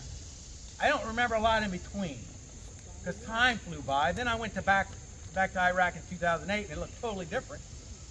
And now I'm starting to lose what I did there. You can't remember all this stuff.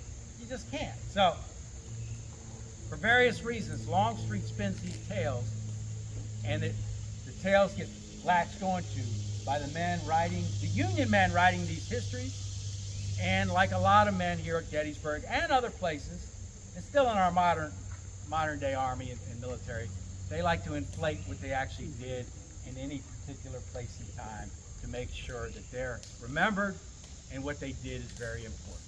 So basically, our takeaway today is not Dan Sickles, who was yesterday's story, and it'll be tomorrow's story when I'm doing my bike tour. But for this day, it's the Union sharpshooters under Colonel Hiram Berdan that saves the Union that we have today. You can thank him. So, further on, this Captain Stevens is going to write about this action. The heroic deeds of Leonidas and his 300 Spartans, betrayed and slaughtered by Persian hosts, has for the ages been recounted in verse and story. But no greater display of heroism, no more self-sacrificing spirit of patriotism can be cited in the annals of war than was this courageous attack by Berdan's 300 on the marching columns of 30,000 foes. And surely it may be fairly said to be the turning point of the rebellion. So now we know. All right. So there is a captain of Company D down here who is killed. Let me make sure I get Company D right. Company D is from New York. Captain McLean of Company D gets killed in this action. So he is one of the soldiers that dies, loses his life down here. Let's see. Peter H. Kipp of Company D makes the following statement. When we received orders to retreat, we had fired on average to a man about 95 rounds. We had gone but a few steps to the rear when I saw Captain McLean fall. I called to our orderly sergeant and to Lieutenant Hetherington. They came back with Edwin Nelson. We got a blanket and started to carry off our captain off. But Nelson was wounded before we had gone a few steps. When Alexander Ferguson took his place at the blanket, we had gone but a few steps when the captain told us to leave him and look out for ourselves or we would be shot. So we laid him down. After I got some little distance away, Lieutenant Hetherington told me to go back and stay with the captain.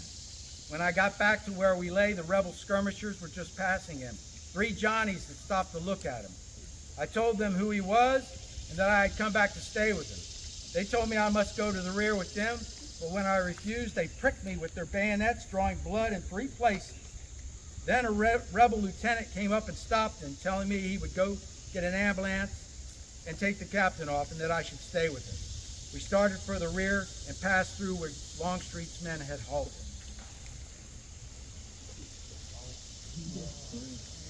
Lewis J. Allen, First Sergeant of Company F, on the right, that's the Vermonters, had his rifle hammer shot away, and as he said, swapped with the wounded man hobbling off using his rifle for a crutch. Amid the great noise and smoke, in his efforts to keep up the music, on his end of the line, he failed to notice the withdrawal of his comrades until almost left alone. When suddenly realizing his danger, he bid valor sleep for a while and broke for the rear. On getting out of the woods, when he struck the plowed ground, his wind gave out. Sharp pains ran through his side. His long legs refused to go faster than a walk, and that with difficulty, owing to sheer exhaustion while running the gauntlet of Southern marksmen, the bullets flying around him, with every moment expecting to be his last. In fact, this lineal descendant of Ticonderoga, Allen, Revolutionary fame, was just about petered out, not unlike a foundered horse when he reached a farmhouse, pushed through the gate, fell exhausted on the green sward. To use his words, 2 women of the house came out. The Irish lady, seeing my convulsive clap on my side and struggle for breath, ejaculated, "Lord save us, he's shot." They ran into the house crying, "Where's the butcher knife?" And to my horror, she brought a huge knife like a seaman's cutlass, cutting off my belt, knapsack, haversack, and canteen. I at last managed to gasp, "Don't cut anymore, I'm not shot." She fiercely turned with, "Ye blathering devil ye, you're making all the devil's fuss and not shot?" I looked up to see a squad of Rebs coming through the gate as I had done, and making a hasty grab for my traps that lay as the old lady had strewn them about me. I went out the front gate on the fly, and turning left on the road in the direction of Little Round Top, near where I see the 3rd Corps headquarters flag with General Sickles and staff. So there was another farm, the Staub farm that's out here. It's no longer there, clearly. That's the farm he runs to. And he gets tangled up with his old woman before he can get away. All right, moving along. Any questions? I've been doing a lot of reading. No questions? Yeah. Oh, Alex, is that you? Yes. I haven't seen you. Yeah, it's going to be a grown-up professional question. And you don't have that other podcast shirt on. There's next month, son. Next month. Don't make Actually, I like that. Jim Hester just put out a podcast Do about one of these. Captain Yates' Little Bighorn. It's really good. Go So I ahead. have a question. Go ahead. See this right here? Okay. So out of curiosity, since they really didn't farm in these woods, are these woods, were they a little bit more cleared out, so to speak, and the sharpshooter stayed on edges of the wood to the field, or is this kind of No, like all the wood lots. just a lot more cleared out? Yeah, because the animals will walk through here. Okay. And I was just kind of wondering because this field, and then 3rd Maine, besides 1 regiment, is a little bit more to our right. Right? This was more the Yeah, sharpshooters. the 3rd Maine's in the open, and that's why they sustain more casualties. They get 48 casualties versus about 19 with the sharpshooters. Yep. Okay. Yeah. And who was spanking the 11th Alabama's left flank? Because they were a It's little the bit farther up. Was it the sharpshooters? Right. I know Their they right had, flank, you mean? What was that? Their right flank. Right flank. Okay. All right, I got you now. Okay. You were in the Army, I get it. Yep. My other left. You're saying my other left? Yeah. Is that what you're saying? Yeah. Okay. Yeah, that's the sharpshooters. Okay. And they're behind the woods here. Because 11th comes down and gives them their flank. They don't know they're over here. And so that's really the first engagement that starts it off. So, go ahead. In such a short action, they said 95 rounds. Like, will they carry that much, or are they able to be resupplied in such a short kind of like? They're not going to be resupplied, that's for sure, not out here. I'm not sure how many rounds, Like a sharp rifle. yeah, how many rounds they're carrying for the sharp rifle, but they can fire fast. Yeah. 95. The other thing they can do, though, they can take their time and shoot. Versus, because you know, if you pop one off, you can pop another one immediately off. You don't have to hurry up and fire, because then you have to hurry up and load. So it's more than a round a minute, or 2 rounds a minute, which would be your typical musket token. So I just thought of that question. I Googled it while we were standing here. They said that for Dan sharpshooters, if they knew they were going into action, could take 100 rounds worth. Okay. Yeah, that makes sense. So they usually carry 40, but they would load Yeah. up before. Like that means like that 40 to 60 with some chocolate. Yeah. That's why I was like, that 95 sounded like a lot. But if they're running out of, if they're out 100, they're running out of ammunition. Yeah. And they definitely would, this is just a reconnaissance. So they definitely wouldn't be resupplied out here. They're just trying to feel the end of the Confederate line. Apparently, years later, they thought they felt the whole entire Confederate army down there. All right, let's move. This is an oration by Lieutenant Charles Buchanan, and it's for the dedication of the New York sharpshooters. This was in 1889. So this is the year after Longstreet shows up and starts spinning tails. He writes, "The gallant 3rd Maine under Colonel Lakeman supported us handsomely, seeing the odds against us which we were contending, came up nobly and strengthened our skirmish line, helping us to the best of their ability. Many Confederates fell before our nearing breech-loading rifles, where with every swift pull of the trigger, each sharpshooter dashed out a life. We were credibly informed that here in our immediate front, scores of rebels were killed by our shots. and that in one particular spot, less than 100 feet square opposite to us, were found more than 40 dead Confederates. There is no doubt about it, for we were well armed, knew how to handle our Sharps rifles in those days, and were in dead earnest that morning. I'm going to move on here for the sake of time. Now we come to the same dedication. General at this point, I'll explain that at the end. Hiram Berdan. And part of what he says is the following are the facts and reflections briefly stated. The bushes were high, so in order to prevent a surprise, I rode in advance of the line. Now, he's never really joined the unit when they're fighting in the previous 2 years, but here he's in advance of the line. Watch out for this truck. I'm glad I looked up before he runs me over. Maybe they're talking.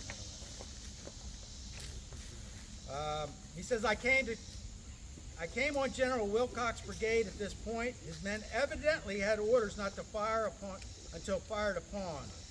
I saw the heads of men sticking out from behind trees about 150 yards off, and a large body of troops further back advancing under the cover of wood.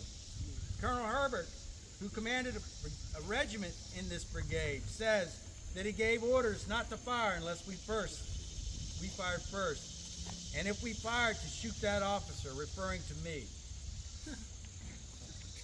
This is what the state of affairs was when the reflections referred to passed through my mind, which were as follows. I reasoned to myself that I was ordered to find the enemy. I have done so. Here he is in large force, marching to our left. I will retire and give the alarm, sort of like Paul Revere. It then occurred to me that the enemy could get where he could open fire as soon as I could get back to our lines, and he would soon double up with the Round Top as his base, that I ought to attack to get time. Then came that awful feeling that this would be sure death to me and the most of my command. I had realized this feeling before, but never so fully, as I had never attacked such a heavy force or been so placed as to be compelled to lead an attack to make it effective. I confess, comrades, that I then felt that I should never be blamed for not attacking such a force with less than 300 men. But then came the inspiring feeling of loyalty to the Union, which on a former occasion had forced me to enter the service, and now forced me to decide to fight, and to the death if needs be. For time we must have at any cost. From this moment, I never wavered. Good old Colonel Berdan. All right, let's get back in fact. I gotta get out of stuff. Kind of reflects some eyes I can hardly see. So they do this reconnaissance out here. They find at that point, the end of the Confederate line. They go back, and like I've read in a few accounts, they report this up to General Birney, and General Sickles. Sickles, already nervous, Nellie, gets a little bit more nervous. He's not finding any satisfaction with Meade. Then he decides he's going to move out. Again, the cavalry that had been on his left is gone and wasn't replaced in time. So that's when Sickles is going to move his men out. They're going to border the Emmitsburg Road, and then beginning at the Peach Orchard, angle off to the southeast, terminating in Devil's Den with the 4th Maine. Again, they think they've stopped Longstreet's men. This is afterwards. But Longstreet, because of this is the residual effect this has. Longstreet's men are going to have to go further to the south. What that does, it eats up time, and Longstreet's men start attacking places that do them no good. Their objective on day 2, despite what Jeff Daniels and Gettysburg will tell you, is not Little Round Top, it is Cemetery Hill. Everything's predicated on attacking and taking Cemetery Hill, because if they move the Union Army off of that hill, the Union Army has to go somewhere else because of these 2 very important roads that join up on either side of that hill, the Pawnee-Town Road and the Baltimore Pike. So that, Sickles doesn't realize all this. He doesn't know what the Confederates are doing, but that is the practical response outcome of what Sickles does. He disobeys orders, he moves forward, but that affects what the Confederates do, and it harms them. Questions about any of that? So, I will say this. Sickles provides me with wonderful stories. Once I start talking, if you've never been here before, and I start talking about Sickles, and I do so right over there by the Mississippi Monument, he provides me with wonderful stories, and people are amazed at how nutty he is. Because they don't know who he is. And from that point to the end, because you know the fence separating the cemeteries, Sickles brings that fence up here. From Lafayette Park, D.C., where he shoots Philip Barton Key. So Sickles, once I start with him, he doesn't leave me until I give him back their car and I go on my merry way. So I don't like Sickles, although he provides me with a lot of entertainment. And I don't like Sickles not because of what he does when he moves out. Disobeys orders, you get it? He's very confused. I blame Meade a little bit. Meade should have came down to Sickles sooner in the day. At one point he sends his son. Sort of like an insult to Sickles. He's sending me this captain. I need somebody important. And so he disobeys the orders, moves out. It affects things the way they go. That's not why I dislike him. I dislike him because he has -0 integrity. He has no integrity. And I'll give you my reasons here in a second. So we're back to the fact portion of this. I'm going to skip over this. It's fiction. But here we are. Sickles doesn't write an official report. When Sickles leaves the field after his leg has been wounded and amputated, General Birney takes over. I've read you Birney's account from the official report. He's the one that's the Corps commander writing the report. We get some of Sickles' views on this from the testimony of the Joint Committee on the Conduct of War investigating George Meade. And they're doing that because Sickles and some politicians want Meade removed.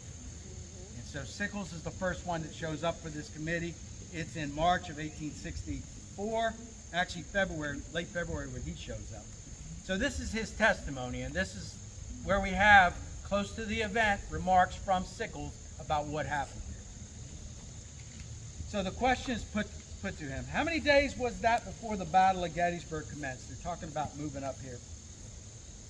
And Sickles' answer was, and this is always interesting to me, it was the day the battle commenced, the day Reynolds fell, that is, and that was the day which is popularly understood to be the day that the battle commenced. We in the Army, though, do not regard the operation of the two corps under General Reynolds as properly the Battle of Gettysburg. We regard the operations of Thursday and Friday, when the whole Army concentrated, as the Battle of Gettysburg. So Sickles goes back from this thinking this is a 2-day battle. There are a lot of people killed on that first day's battlefield. I think he needs to inform them that that wasn't a battle.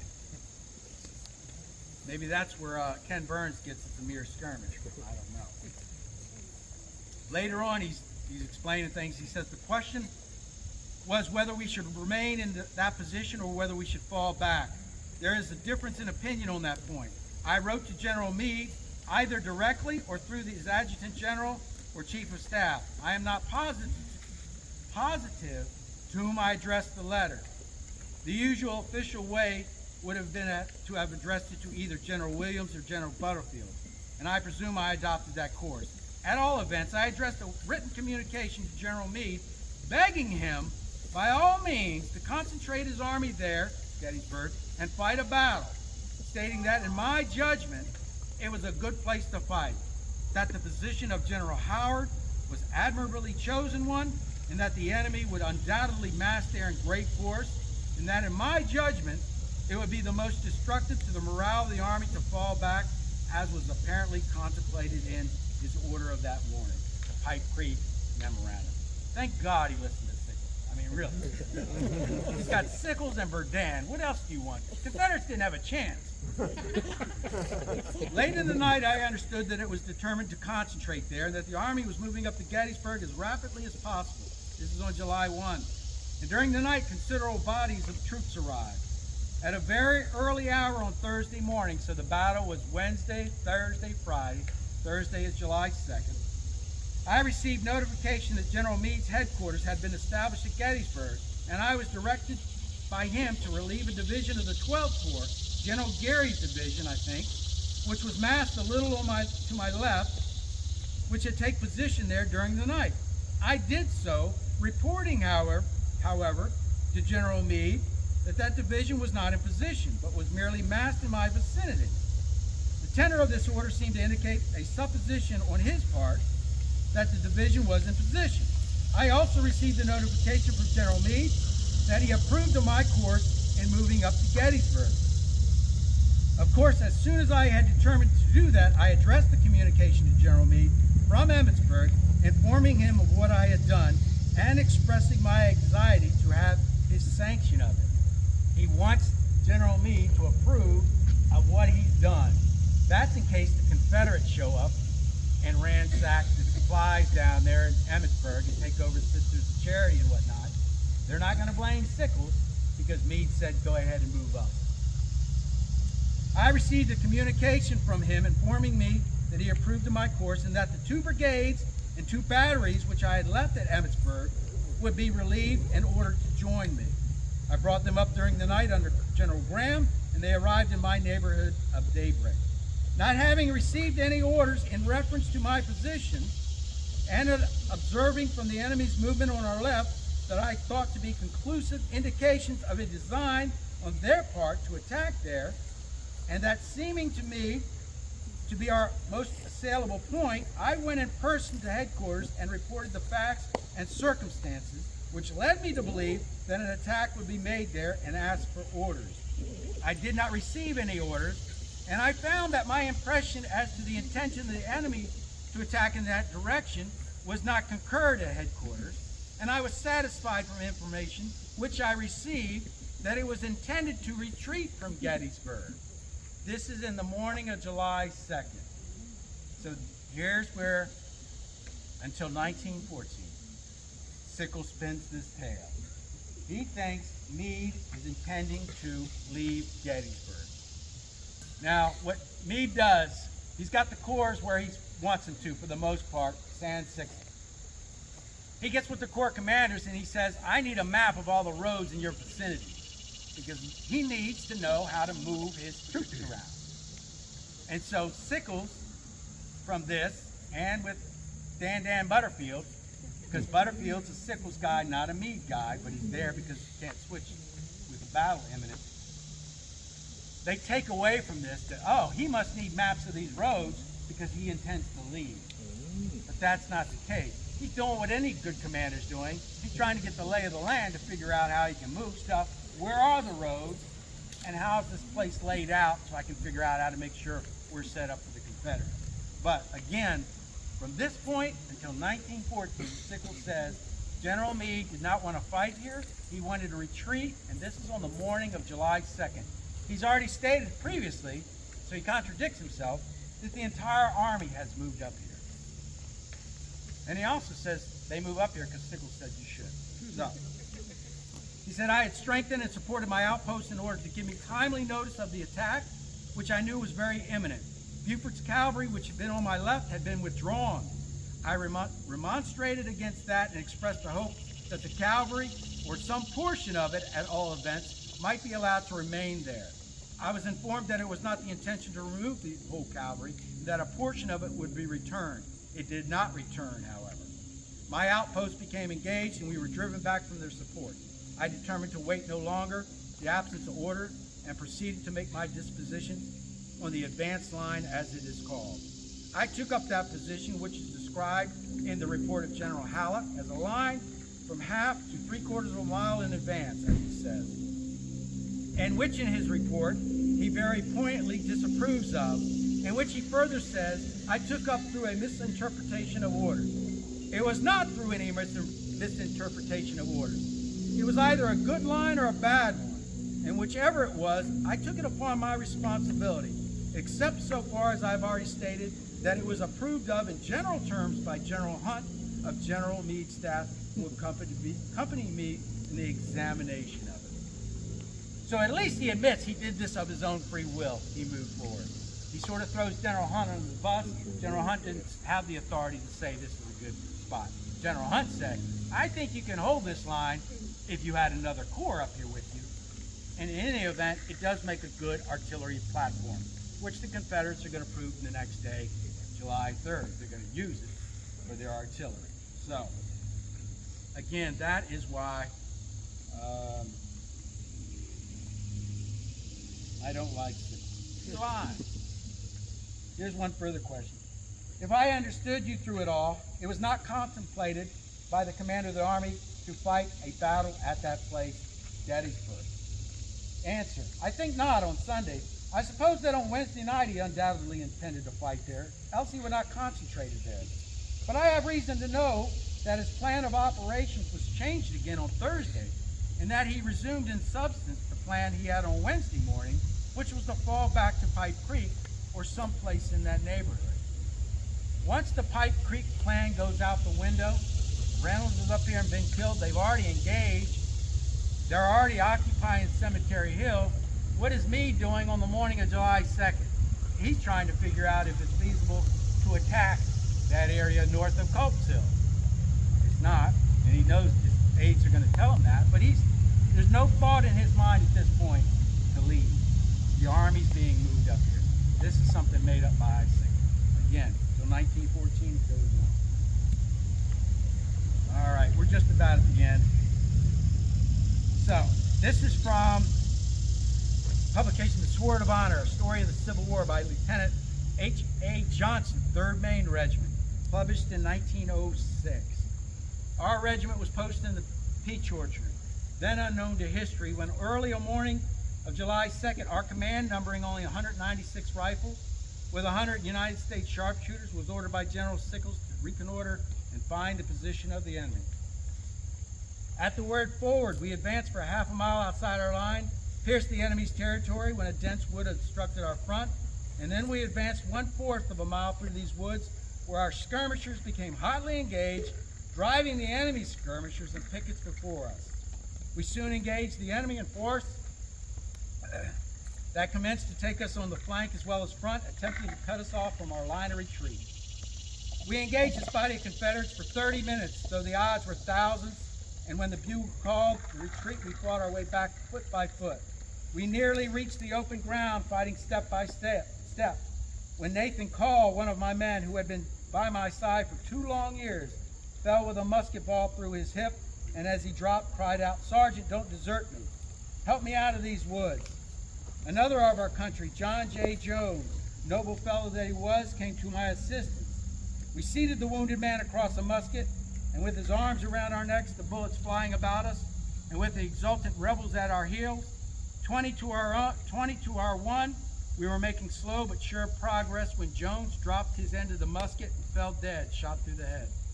Before I could recover, get Call's arms from around me and escape, for I could not think of trying to assist him further alone. The Johnnies were on top and around us, and we all 3 were prisoners. But a dead man and a wounded man were no use to them. So I, with a few equally unfortunate, was taken prisoner. It is useless to attempt to describe a person's feelings at this time of capture, and when actually in the hands of the enemy. No one knows anything about it except a dearly bought experience. It is needless to say that I would have taken the chances with my regiment 100 times over could the choice have been given me. I found my captors were Wilcox Brigade of Alabama Regiment, a portion of A.P. Hill's Corps. How a single one of our little command has ever escaped is strange. As it was, we lost 48 men and killed and wounded in this single half hour. Like all prisoners of war, we were taken to the rear, far enough to be out of range of the guns of either army, but near enough to hear the hundreds of cannon and thousands of rifles engaged in deadly conflict throughout that day and the following July 3rd. And then he talks about his time they're going to leave here. Interesting to me, he writes, they're moving south, and when we arrived at the banks of the swollen Potomac at Point of Rocks, they found the pontoons that were there swept away.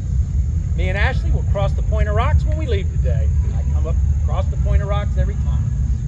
Usually, today, we don't have to worry about the pontoons because there's hardly any water in the Potomac. So he survives.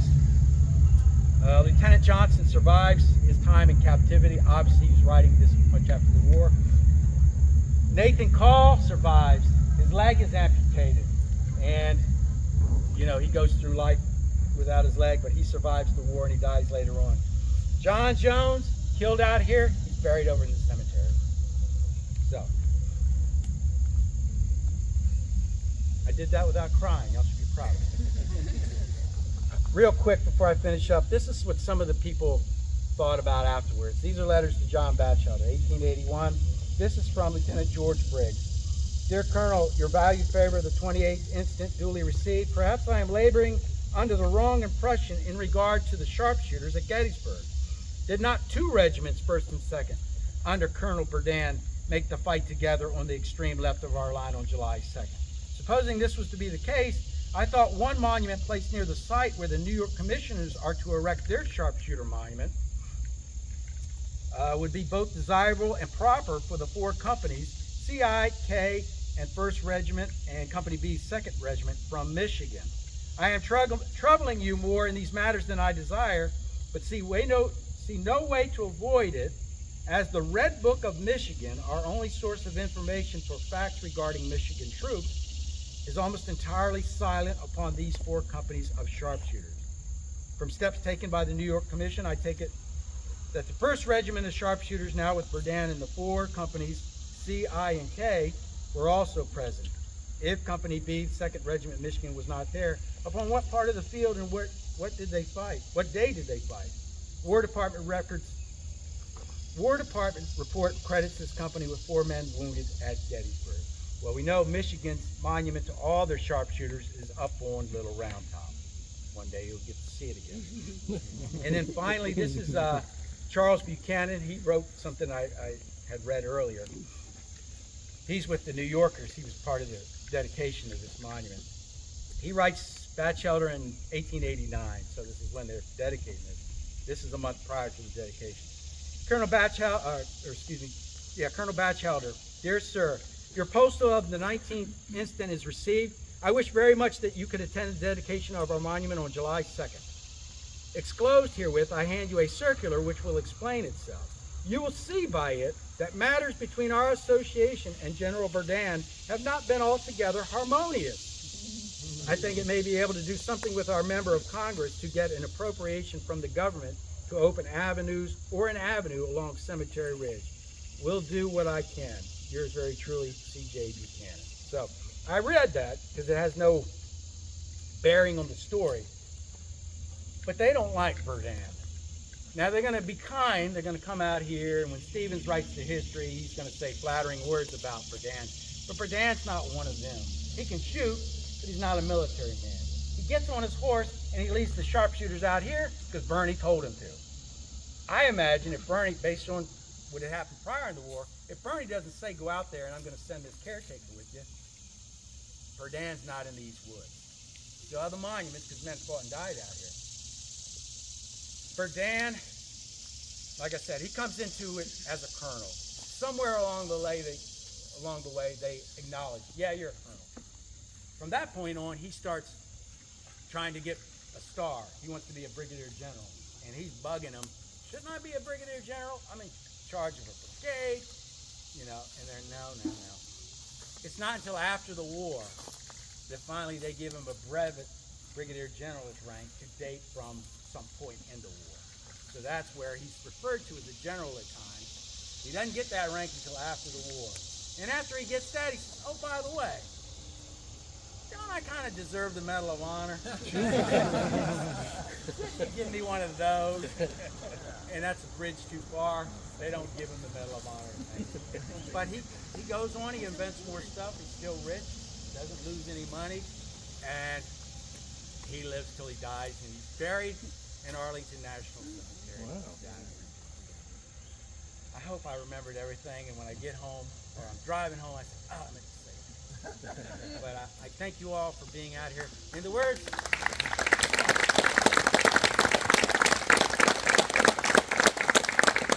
of Elton John, pre-75 Elton John, when things went a few and I quit following them. When your friends are near, everything's all right. And I feel like everything's all right when we get together.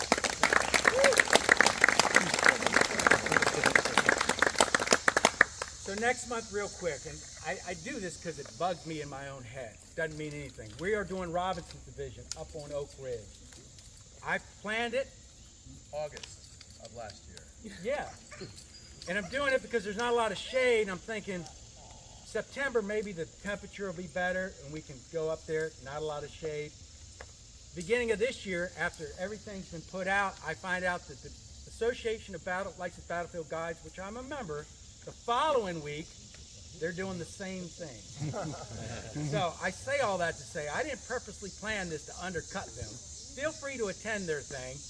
I'll be giving tours, my own tours, but it bugs me that that's how it worked out, and I want everybody to know, just for my own head, that I didn't have anything to do with what they're planning. I had no idea what they were doing. I'm just a member.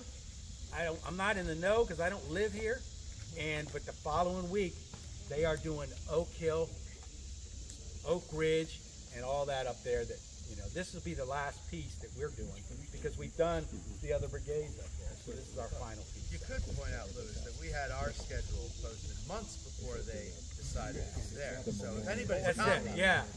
And if you see a member, you should ask them, why are they copying? Why are they copying it? So, again, thank you. It's my honor and pleasure to be out here with y'all.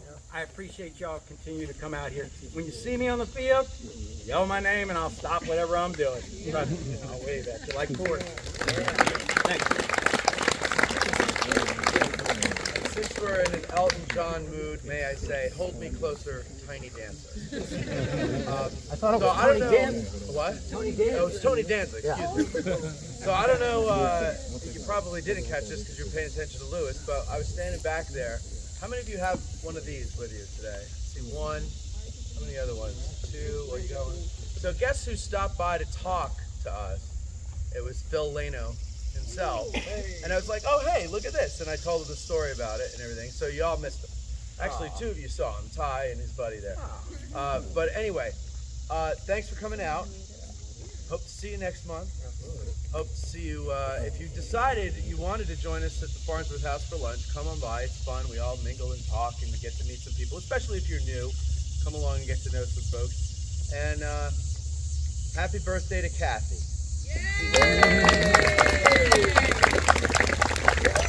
Turned 40 just the other day, and she's now over the hill, right? You just said 40, yeah?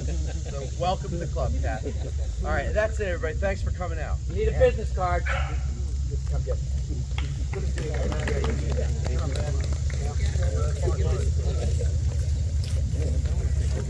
Oh.